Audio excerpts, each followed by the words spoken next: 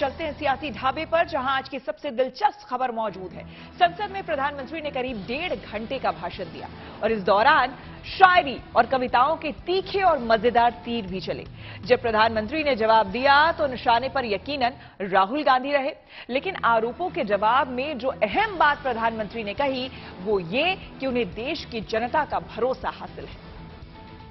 तुम्हारे पांव के नीचे, तुम्हारे पांव के नीचे कोई जमीन नहीं।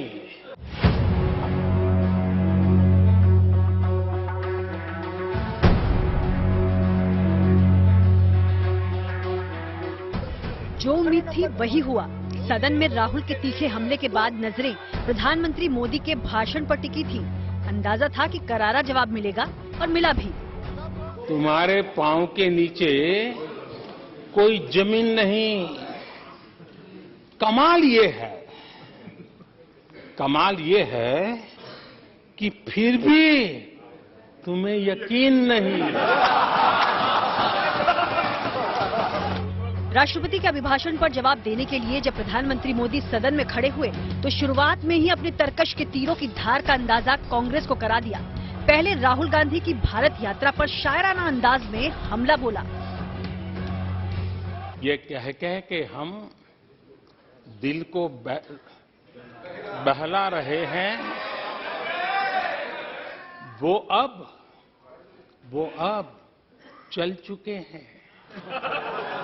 वो अब चल चुके हैं, वो अब आ रहे हैं।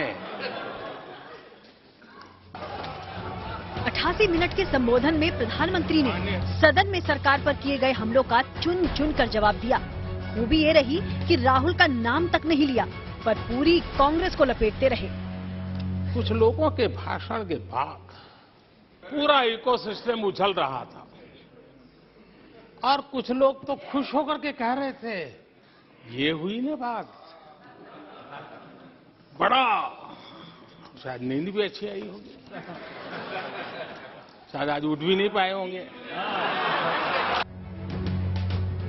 सदन में राहुल गांधी ने अदानी को सरकारी शेयर मिलने का आरोप लगाया था। कहा था कि अदानी को विदेशों में जो प्रोजेक्ट्स मिल रहे हैं वो प्रधानमंत्री की दोस्ती की वजह से मिल रहे हैं। इस पर जवाब देते हुए न तो राहुल के आरोपों का जिक्र किया और न ही अदानी का नाम लिया, पर उन्हीं के आरोपों के अलग मायने दे दिए। बहुत दिनों से मैं इंतजार कर रहा हूं, कोई तो मेहनत करके आएगा, कोई तो एनालिसिस करके कोई आलोचना करेगा ताकि देश को कुछ लाभ हो। लेकिन 9 साल आलोचना ने आरोपों में घमा दिए जिन्होंने, सिवाय आरोप, गाली गलौज, कुछ भी बोल दो, इसके सिवाय कुछ नहीं किया। लेकिन साथ मौका सदन के सामने सरकार की कामयाबियां रखने का था। उसे भी विस्तार से बताया, सरकारी योजनाओं का जिक्र किया, उससे मिले फायदे भी बताए। फिर डंके की चोट पर कहा कि देश को उन पर भरोसा है।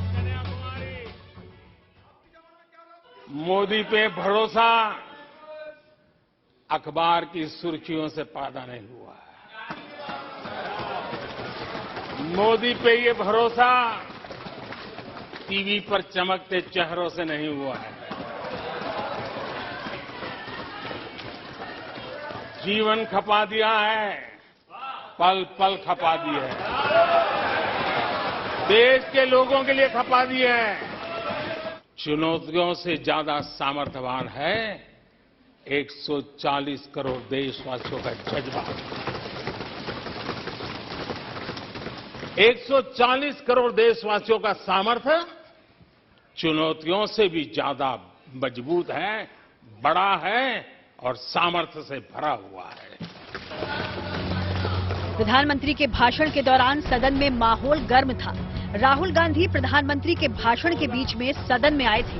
भाषण पर कोई टोका टाकी नहीं की, सदन में भी चुप ही रहे, पर जब बाहर निकले तो प्रधानमंत्री को उन्हीं के भाषण में घेरने की कोशिश की। No, in fact, Prime Minister was shell shocked. He was in shock and there was no answer. एक जवाब नहीं दिया प्रधानमंत्री जी ने। और मैंने कोई कॉम्प्लिकेटेड क्वेश्चन तो नहीं पूछा है। मैंने ये पूछा है आपके साथ कितनी बार गए हैं, वहां कितनी बार मिले हैं। तो सिंपल से सवाल थे, जवाब नहीं दिया. It reveals the truth.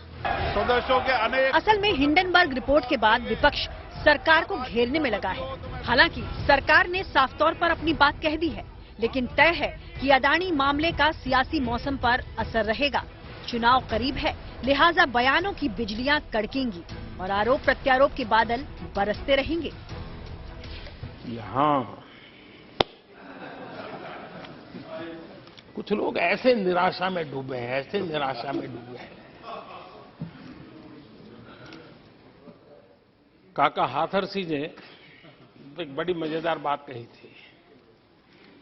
काका हाथरसी ने कहा था, आगा पीछा देखकर क्यों होते गमगीन. Bureau report, good news today. जैसी जिसकी भावना वैसा दिखे सीन.